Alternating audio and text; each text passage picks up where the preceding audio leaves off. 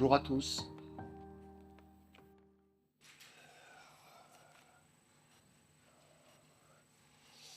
Bon, alors le réseau Astra, agriculture sociale et thérapeutique, en Auvergne-Rhône-Alpes.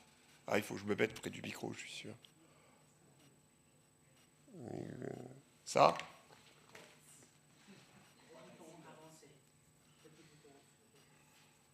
Comme ça. C'est ça?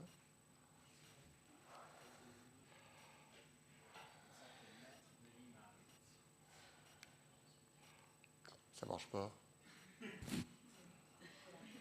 Allô? Ça marche pas,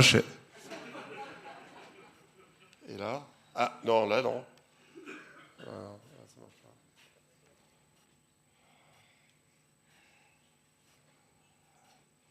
Chef, il y a quelque chose dedans.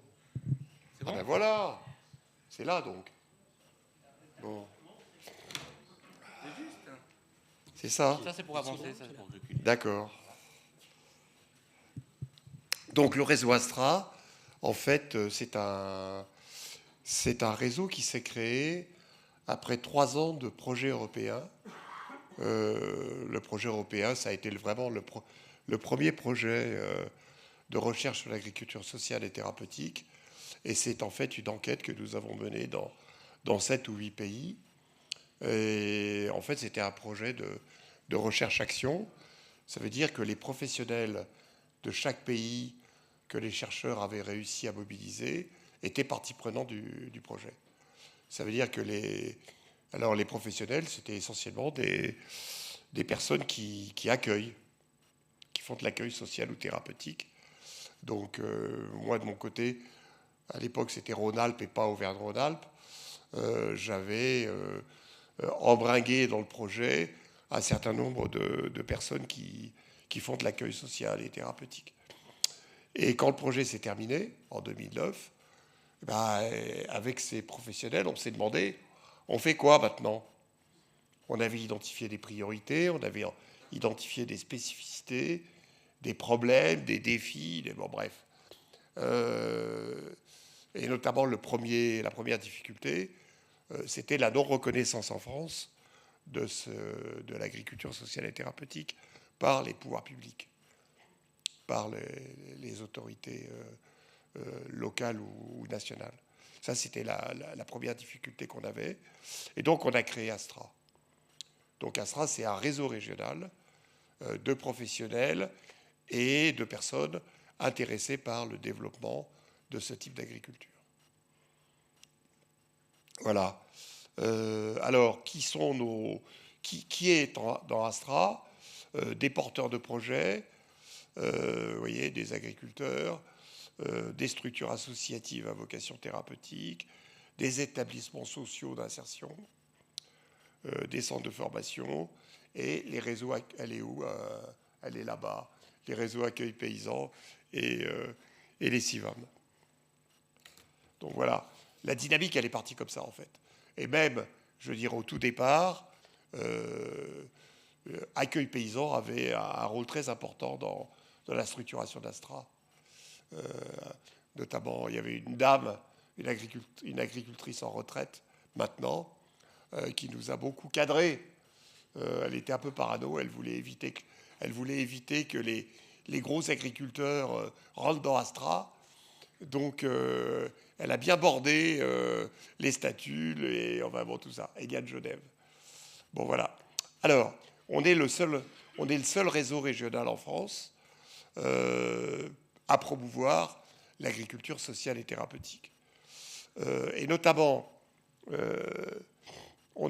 parce que dans ce réseau, on retrouve à la fois des fermes familiales et des structures sociales à vocation qui ont une activité agricole. Alors ces structures sociales, ça peut être des structures d'aide au travail qui accueillent des personnes à handicap psychique, c'est ce qu'on appelle les ESAT. Ça peut être des chantiers d'insertion, comme les jardins de cocagne par exemple, ou ça peut être des foyers de vie qui sont dotés par exemple d'une activité agricole à côté. Voilà. Et donc ça recouvre à la fois le secteur du handicap thérapeutique, etc., et le secteur de l'insertion professionnelle. Alors ça, je veux dire que par rapport à la problématique Green Care, on est plus large que Green Care. Parce que essentiellement Green Care, pour connaître relativement bien la situation en Hollande et en Belgique, qui sont les grands promoteurs du Green Care, ils sont essentiellement tournés vers le handicap et la question de l'âge, par exemple. Donc vous retrouvez, en Hollande, vous retrouvez facilement des personnes âgées, pas forcément handicapées, mais vraiment âgées, et qu'on occupe. Elles ne travaillent pas, et elles viennent dans cette ferme, et elles viennent se payer une journée d'accueil. Parce qu'elles ont un budget, elles reçoivent un budget, avec ça elles se payent. Voilà. Ce qui fait que dans les projets européens, Astra peut être un passage intéressant pour les partenaires. Alors, la définition, à la création d'Astra, et c'est suite au projet SOFAR, parce que dans SOFAR, c'était ça l'émergence, la définition de l'agriculture sociale et thérapeutique qui émergeait. Donc c'est une activité de production, de valorisation de produits et de services agricoles ou para-agricoles. Par exemple, l'entretien paysager, vous pouvez avoir des structures qui sont tournées vers l'entretien paysager et qui font aussi de l'accueil de personnes en grande difficulté sociale, par exemple. Donc, voilà, ça permet l'accueil de personnes en difficulté sociale ou en situation de handicap. C'est un outil d'insertion sociale et professionnelle et d'accompagnement thérapeutique, et ça contribue éventuellement à la diversification de l'activité agricole et à la revitalisation de nos régions rurales, comme il était dit auparavant. Voilà, donc l'agriculture, c'est un support d'accueil en quelque sorte.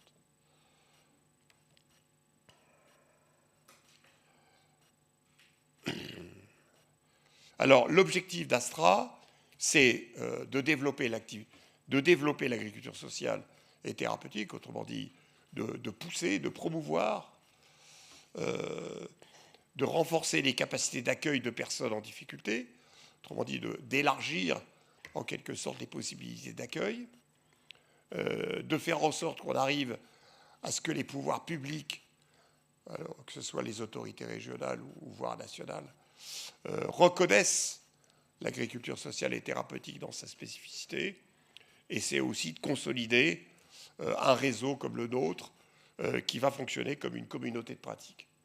Alors une communauté de pratique, c'est une communauté, oui, voilà, on va appeler ça une communauté, où les pratiques se discutent, s'échangent, s'expérimentent, etc. Alors, je voudrais juste revenir à ça. Parce que ça, c'est la définition qu'on avait il y a 10 ans, il y a un peu plus de 10 ans. Mais aujourd'hui, qu'est-ce qu'on observe? On observe une nouvelle tendance qui est une catégorie de personnes qui veulent créer des projets d'accueil alors qu'ils n'ont pas de terre et qui ne sont pas d'origine agricole. Alors, ils viennent essentiellement du milieu social ou paramédical. On dit, ils désertent en quelque sorte. Ce sont des éduques, des psys, etc., qui sont saturés de leur métier d'origine et qui veulent se lancer dans la création de projets d'accueil. Donc là, pour nous, c'est un phénomène qui est relativement nouveau, et en tout cas qui vient à côté de l'activité principale qu'on a promue jusqu'à présent, qui est l'activité agricole comme support d'accueil. Donc ces gens viennent avec un projet qu'on pourrait appeler projet de ferme pédagogique pour des personnes vulnérables. On va appeler ça comme ça. Donc elles peuvent avoir un peu de terre, ce sont des micro-fermes en quelque sorte, avec des petits animaux. Donc elles font elles font de l'accueil avec les animaux. Elles peuvent avoir un verger, elles peuvent avoir des chevaux, etc. Voilà. Et tout ça, ça contribue à accueillir des enfants qui viennent à la journée ou des adultes qui viennent à la journée, mais aussi qui peuvent rester, quand les possibilités existent sur place, plusieurs jours. Ça, pour nous, c'est voilà, c'est quelque chose d'assez nouveau qu'on n'avait pas prévu à la création d'Astra. Donc ça veut dire que les besoins de ces nouveaux porteurs de projets sont différents en termes d'information, en termes d'accompagnement, etc.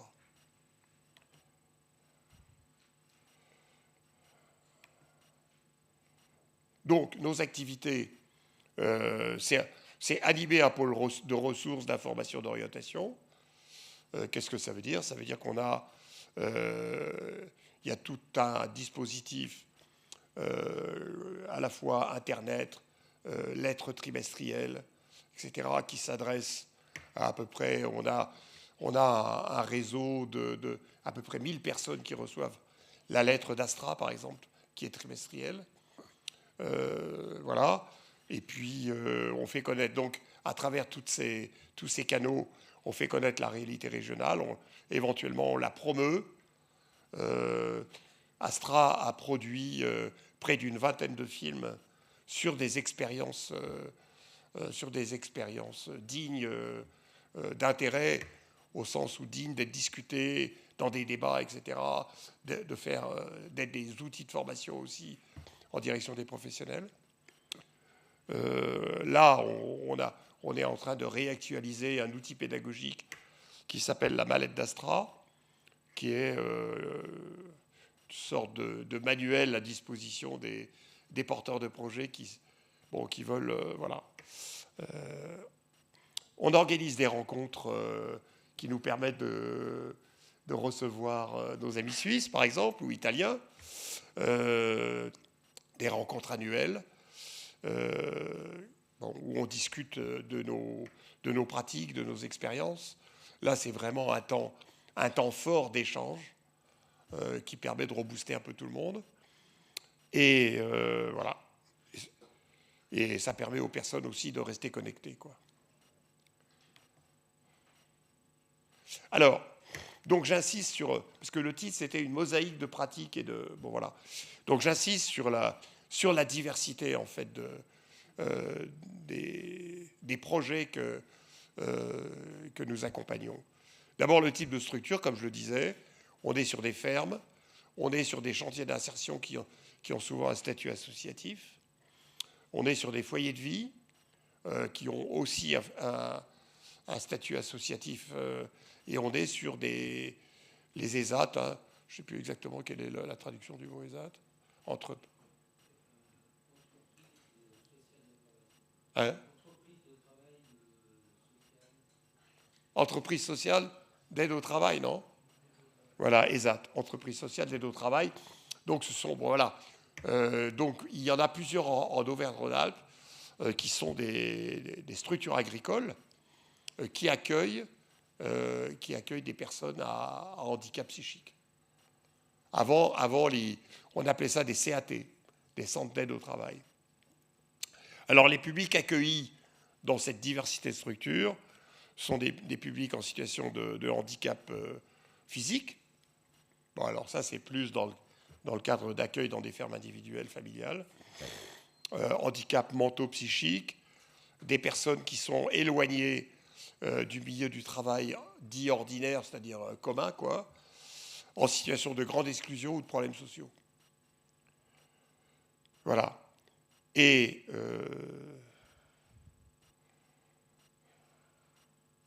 les objectifs de l'accueil sont évidemment différents selon les structures, selon le public. Donc il y a la remise au travail en quelque sorte, et l'insertion professionnelle, l'accueil temporaire. Donc vous avez par exemple des fermes individuelles qui sont en lien avec une structure nationale qui dépend du ministère de la Justice, qui s'appelle la protection judiciaire de la jeunesse. Et cette protection judiciaire de la jeunesse, on est à solliciter Astra pour pouvoir placer les jeunes qui sont sous sa responsabilité, pour pouvoir les placer dans des fermes. Donc ça, c'est quelque chose qui... Ils ont des besoins énormes, hein, évidemment, les besoins de les faire sortir dans des structures spécialisées, les faire sortir, les mettre dans... Bon, voilà. Vous regardez l'heure, hein, les amis. Pas de problème, parfait. Alors, l'accueil social dans les fermes familiales. Donc, comme je le disais, vous avez de plus en plus de porteurs de projets qui proposent des projets de fermes pédagogiques. Vous avez des demandes croissantes de personnes vulnérables accueillies dans des structures sociales. Donc, ça veut dire que les structures sociales qui accueillent, par exemple, des structures éducatives adaptées à des enfants vivant avec des handicaps. Ces structures, pareil, elles peuvent solliciter les fermes pour que les fermes accueillent à la journée ou sur plusieurs jours des groupes d'enfants ou un ou plusieurs enfants. Voilà. Ensuite, c'est l'accueil social. Là, je ne le mets pas encore reconnu comme activité de diversification. Je pense que ça l'est maintenant. On sait que ça l'est. Ça peut être une activité de diversification agricole à condition que ça ne dépasse pas les 30% du chiffre d'affaires. Alain, t'es d'accord? Bon, l'activité sociale dans les structures associatives. Donc c'est ce qu'on appelle en un seul mot les institutions en fait. Donc elles accueillent déjà en termes de population accueillie, c'est la catégorie qui accueille le plus de monde par rapport aux fermes familiales, par rapport aux fermes individuelles. Parce qu'à chaque fois que vous avez une structure, elle peut accueillir entre 20 et 35 personnes. C'est déjà beaucoup. Elles sont fortement soutenues par les pouvoirs publics, même si ce soutien financier a tendance à baisser. Et à la sortie, il y a quand même peu de possibilités de trouver du travail en milieu agricole ou autre activité en sortant de la structure. Ça veut dire que les personnes qui sont accueillies dans ces institutions, elles sont quand même très éloignées, du marché du travail, soit du fait de leur handicap, ou soit du fait des difficultés sociales énormes qu'elles ont rencontrées et qu'elles continuent à rencontrer. Donc il est très difficile, contrairement à l'objectif officiel, après 2 ans par exemple, ou 5 ans même, ou de les transférer vers le marché du travail ordinaire. Juste un point. Là, je mets fortement soutenu financièrement par les pouvoirs publics. Et de l'autre côté, je vous ai mis pas de reconnaissance. Il n'y a pas de reconnaissance de la spécificité de l'agriculture sociale et thérapeutique par les pouvoirs publics. Mais ces pouvoirs publics financent les structures d'accueil social. Et pourquoi? Parce que les pouvoirs publics, en fait, ils ont une politique de l'emploi. Donc ça veut dire qu'au nom de l'emploi, on va financer des structures qui accueillent, par exemple, des chômeurs longue durée. Ils ont des politiques sociales, souvent gérées par les départements. Et ces départements peuvent financer l'accueil en foyer de vie, peuvent financer les... Bon, voilà. Autrement dit, vous avez, du fait des guichets, ce qu'on appelle les guichets, c'est très cloisonné, l'emploi, le social, etc., vous avez un soutien de l'État. Sans pour autant que l'agriculture sociale et thérapeutique soit reconnue. Bon, voilà. Donc, voilà. Donc, vous avez un site internet qui est très fourni. Vous y retrouvez pour l'instant la totalité des films. Bon, voilà. Et puis, vous pouvez vous inscrire à notre newsletter et participer à nos rencontres, bien entendu. Bon, voilà, j'en ai dit assez, non, peut-être. Bon, je ne sais pas si vous avez... Disponible pour d'éventuelles questions. Parfait. Merci d'annoncer ton nom. Bonjour, je m'appelle Nicole. Merci pour votre présentation. J'ai plusieurs questions parce que c'est très fourni et moi je ne connaissais pas du tout le réseau Astra avant de vous entendre. Premièrement, vous dites que c'est parti d'une recherche européenne. Oui, Et ça, c'était sur quoi, 3-4 ans? 2006-2009. Et c'était financé par? L'Europe, par la direction recherche. D'accord. Et vous faisiez déjà partie de la recherche à cette époque-là? La recherche a démarré Ouais. en 2006 et on était mais alors là, à l'époque, c'était moi en fait en tant que sociologue qui me suis engagé dans le projet et avec les professeurs. Donc, dans le cadre de cette recherche, j'ai proposé à des professionnels de s'impliquer à la fois dans l'évaluation des résultats, mais aussi dans les échanges avec d'autres professionnels en Europe. Voilà. Et c'est à la suite de tout ça qu'on a créé le réseau Astra. Ok. Ouais. Ok. Et puis du coup, je trouve que les publics, en fait, ils sont très très vastes. Oui. Chez Astra. Oui. Est-ce que c'est une richesse? Est-ce que ça pose problème dans la définition de vos lignes d'action pour aller chercher des fonds ou pour solliciter ces trucs de guichet ou de silos comme ça? Pour nous, c'est une richesse. Okay. Alors déjà, je vais vous dire, c'est une richesse sur le plan financier. Très bien. Parce qu'on fait comme les pouvoirs publics. On peut solliciter la région Auvergne-Rhône-Alpes pour financer Astra parce qu'elle contribue. Alors, je vais vous dire, la ligne budgétaire régionale qui finance Astra, c'est soutien aux agriculteurs en difficulté.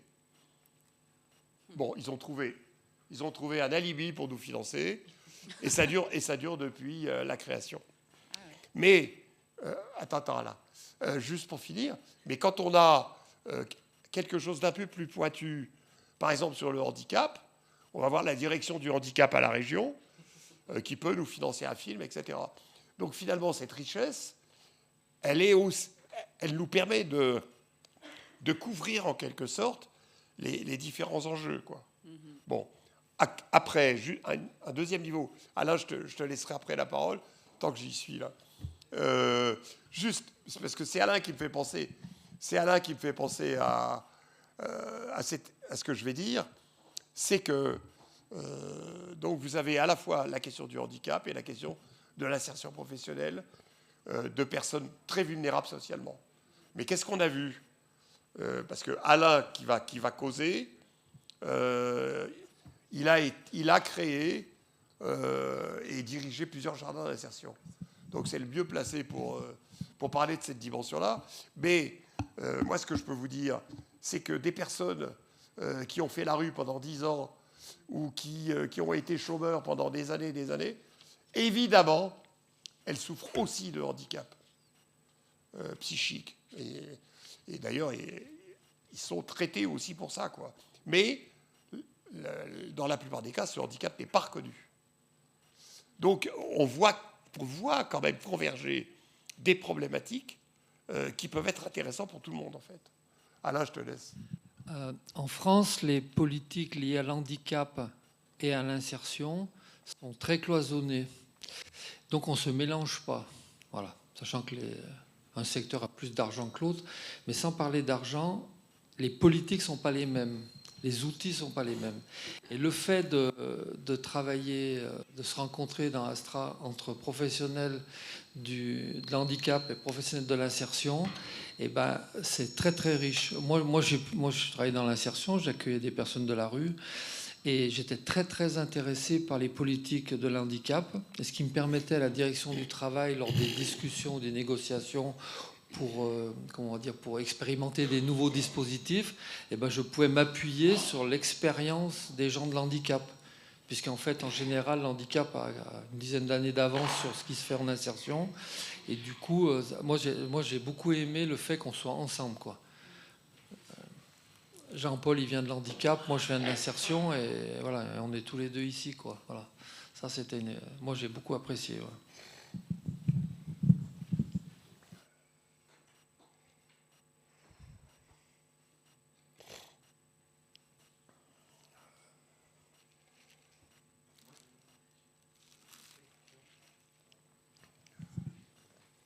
J'aurais une question aussi. Tu as parlé de différentes structures de type associative qui font de l'agriculture sociale. Comment ça se règle au niveau du territoire? Est-ce qu'une association a le droit d'acheter un terrain? Est-ce qu'une association peut être considérée comme un agriculteur? Comment c'est réglé? Une association peut acheter Du terrain agricole. Cette association peut cette association peut avoir le terrain mis à disposition par une municipalité. Il y a vraiment plein de possibilités. Elle est reconnue comme exploitant agricole. Oui. Pardon? Elle peut être reconnue comme exploitant agricole. Oui, oui. Voilà. Merci beaucoup. Est-ce qu'il y a d'autres questions?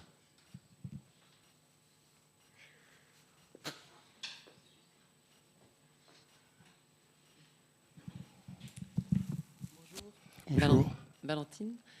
J'ai juste une question. Vous avez parlé avant du fait qu'il y avait un manque, enfin, il y avait une difficulté à réinsérer les gens après sur le marché du travail, sur le marché ordinaire du travail.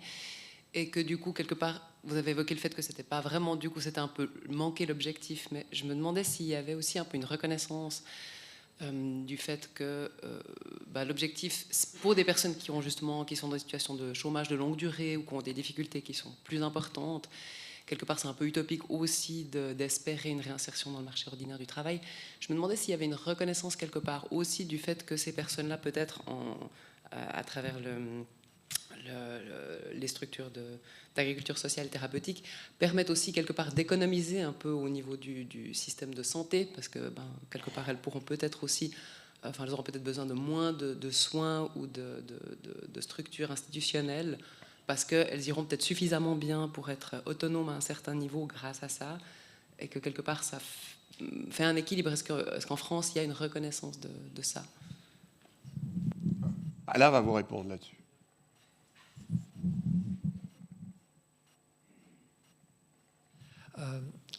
Les bienfaits de l'accueil en structure d'insertion ou de secteur de l'handicap, c'est plutôt les réseaux qui ont étudié ça comme un argumentaire pour expliquer des bienfaits et en fait, bon, c'est assez clair que les bienfaits font faire des économies en fait, et puis ont un impact sur l'économie, mais en fait, comme les budgets sont cloisonnés, les économies d'un côté, ça n'intéresse pas forcément ceux de l'autre, quoi. Voilà. Parce que c'est pas les mêmes budgets. Donc voilà. Mais ça, c'est un vieux débat. Hein. Ça fait des années qu'on cause de ça mais aujourd'hui, ça a été étudié. Il y a des publications. Moi, je viens du réseau Cocagne, donc des jardins d'insertion. Et globalement, on l'a étudié, quoi. Voilà. Mais moi, je dirais que c'est pour l'instant la reconnaissance.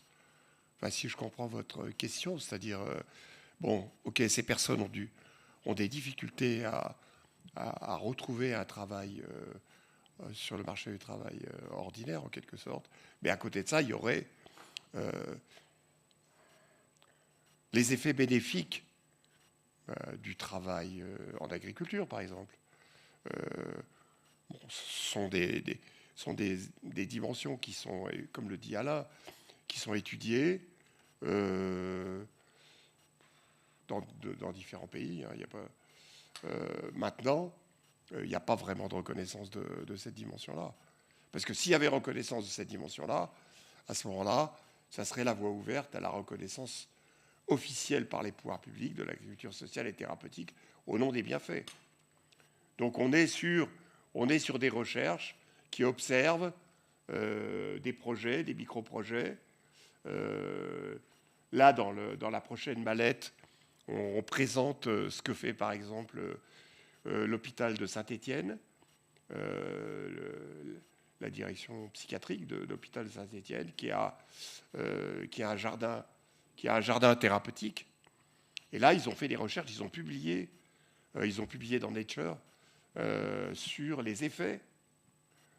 Donc, vous voyez, les choses avancent.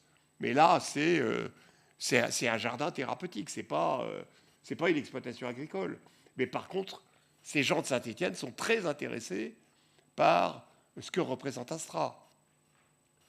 Parce que pour eux, il pourrait y avoir un lien entre le jardin thérapeutique, qui est un facteur de baisse d'anxiété, etc., et le fait que ces personnes qui sont hospitalisées pourraient éventuellement bénéficier d'accueil dans des structures sociales et thérapeutiques. Vous voyez ? C'est pour ça qu'on l'a rencontré à ce titre-là. Il est venu à des rencontres.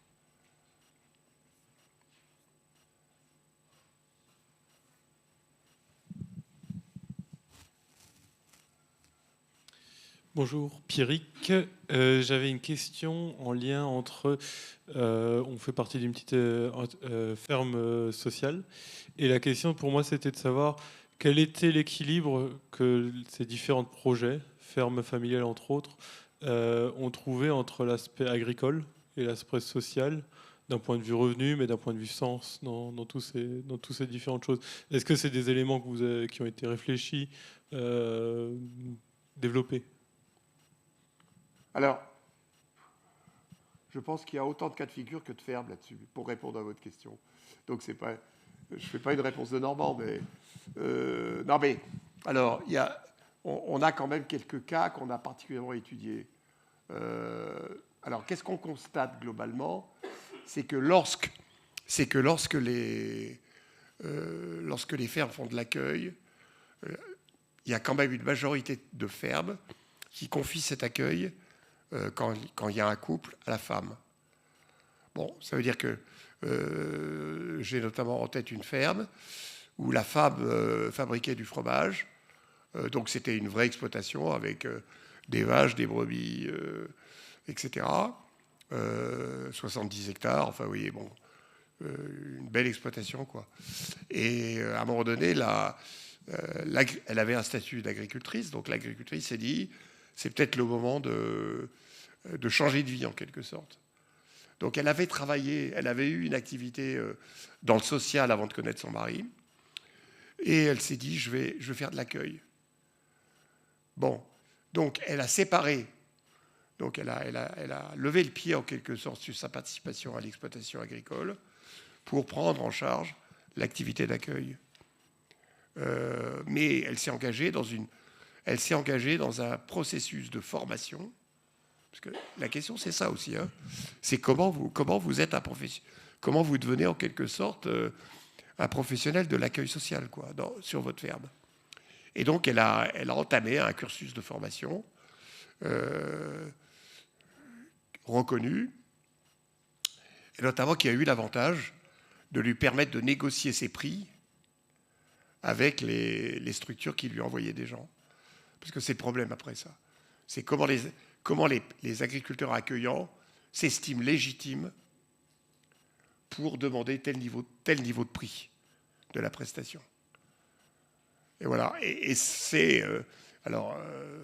on n'a pas vraiment fait le calcul de ce que ça a apporté en termes par rapport à l'activité agricole. Mais clairement, l'activité agricole, c'est vraiment l'activité principale. Hein. Même dans ce cas de figure où l'accueil était une activité continue, etc. Mais on sait que cette dame pouvait demander des prix beaucoup plus élevés que des agriculteurs sans formation, armés de leur bonne volonté. Bon, ça, c'est quelque chose qu'on a mis du temps à faire passer. Parce que je me souviens des premières rencontres d'Astra, quand on disait, mais il faut que l'accueillant ait des compétences techniques, parce qu'il est agriculteur, mais aussi éducatives ou sociales, il faut qu'il se forme. On se faisait envoyer balader, quoi. Hein. Parce que les gens disaient, oui, mais moi j'ai de la bonne volonté pour accueillir, j'ai un cœur comme ça. Non, mais, vous voyez. Et on a toujours dit que ce n'était pas suffisant pour que l'accueil soit de qualité, mais ce n'est pas suffisant non plus, je pense, pour négocier un niveau de prix d'accueil qui soit digne de ce nom, quoi. Ça fait qu'il y avait des situations aberrantes, quoi. Je n'ai pas répondu à votre question, mais vous avez un très bon film en 2 parties que j'ai réalisé en 2013 sur cette agricultrice dont je parle, qui s'appelle Chez Claudette et Jean-Christophe Coquart.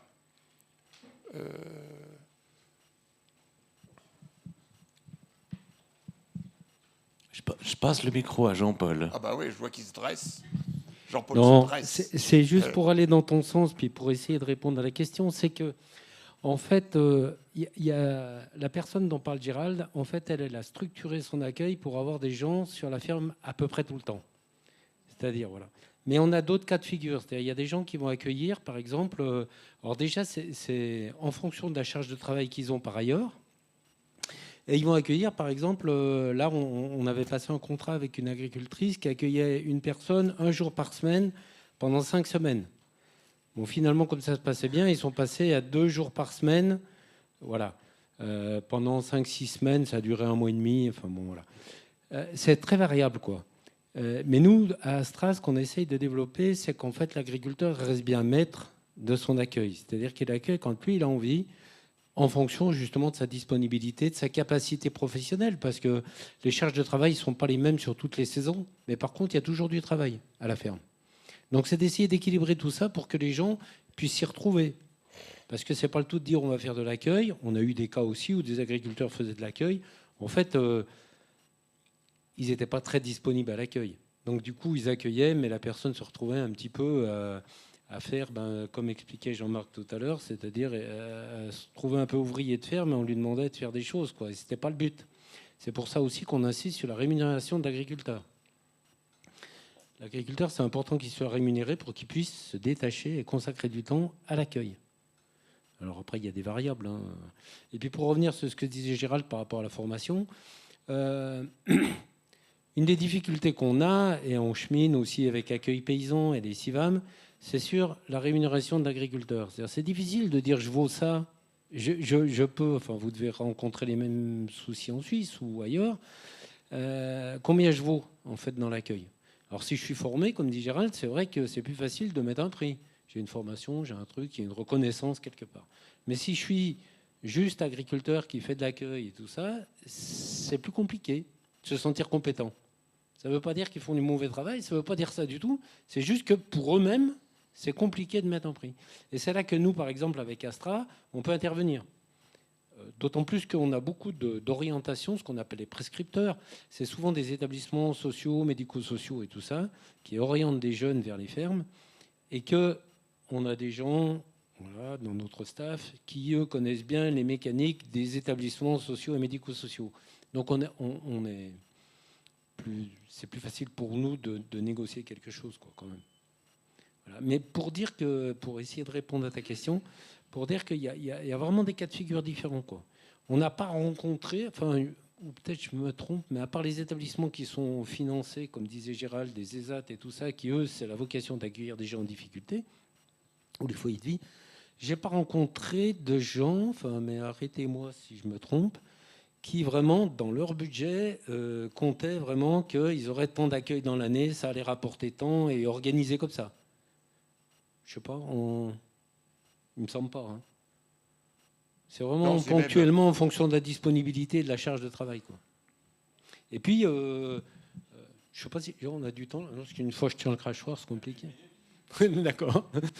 Et, en fait, on a plutôt des gens qui en fait essayent, font un test, reviennent, des fois s'arrêtent d'accueillir, puis reviennent vers l'accueil ou reviennent pas, ça dépend. C'est pour ça c'est intéressant d'avoir un panel de fermes quand même suffisamment vaste pour qu'on puisse justement, dans les orientations, quand on est sollicité, pouvoir les orienter d'un côté ou de l'autre. Ça dépend aussi de la difficulté de la personne qui va être sur la ferme. On ne peut pas envoyer n'importe qui n'importe où. On peut pas. Voilà. C'est vraiment tous ces corollaires qu'il faut faire matcher ensemble pour que ça puisse réussir. Parce que l'idée, on défend, comme disait Gérald, le nombre de places et l'accueil sur les fermes, développer tout ça, mais il faut que ça réussisse. Sinon, les gens, soit pour des raisons financières, si le financement n'est pas assez élevé, ou soit pour des raisons de capacité. Ils vont se sentir incapables si ça ne réussit pas. Parce que, bien sûr, quand ils se lancent dans un accueil, forcément, on y met sa personne, on s'engage et tout ça. Et donc, si jamais on vit ça comme un échec parce que ça s'est mal passé, mais ce qui n'est pas toujours le cas. Des fois, on a l'impression à la ferme que ça s'est mal passé. Mais en fait, certains accompagnateurs, éducateurs vous disent non, mais c'était super ce qui s'est passé. Déjà, le fait qu'il ait fait ça, cette personne qui a été accueillie, c'est déjà énorme. Voilà. Mais on ne voit pas toujours de l'autre côté, on a l'impression d'avoir loupé. Et Ouais, voilà. je pense- C'est très difficile d'accompagner ça. Je veux dire, il y a quand même quelques difficultés dans cette possibilité de planifier en quelque sorte la part de l'accueil dans le revenu d'exploitation. D'abord, une des principales raisons, c'est que les structures éducatives, par exemple, qui accueillent des enfants vivant avec des handicaps, ces structures éducatives, elles cherchent des lieux d'accueil à la ferme pour la journée, etc. Les enfants arrivent en groupe avec un éducateur, etc. Sauf que ces structures-là voient les budgets qu'elles peuvent consacrer à ce type d'accueil diminuer d'année en année. Il y a de moins en moins d'argent pour ça. Donc ça veut dire que vous avez des fermes qui accueillaient des enfants de ces structures éducatives qui se retrouvent avec beaucoup moins d'enfants accueillis, par exemple, sur la ferme qu'auparavant. Bon, après, il y a une deuxième difficulté plus... Enfin, je ne sais pas si elle est structurelle ou conjoncturelle, mais c'est quand même les 2 années de Covid qui ont fait que tout était arrêté, quoi. Et que vous avez un certain nombre d'agriculteurs qui n'ont pas redémarré. Et puis, voilà. Je veux dire, ça fait partie des difficultés, vous voyez, qu'on a quand même repérées en fonction de... Voilà. J'arrête. Non, il ne faut pas arrêter, il faut poursuivre à un autre moment. C'est-à-dire que vous savez que les rencontres, c'est fait aussi pour être informel. Donc il y a tous les moments des repas, il y aura des soirées, il y aura d'autres journées. Donc évidemment, n'hésitez pas à vous rencontrer au dehors de la scène qui permet ces présentations. Je vous encourage à faire ça. Et j'accueille Pâquerette Mi Merci à vous. de Accueil Paysan. Merci Gérald.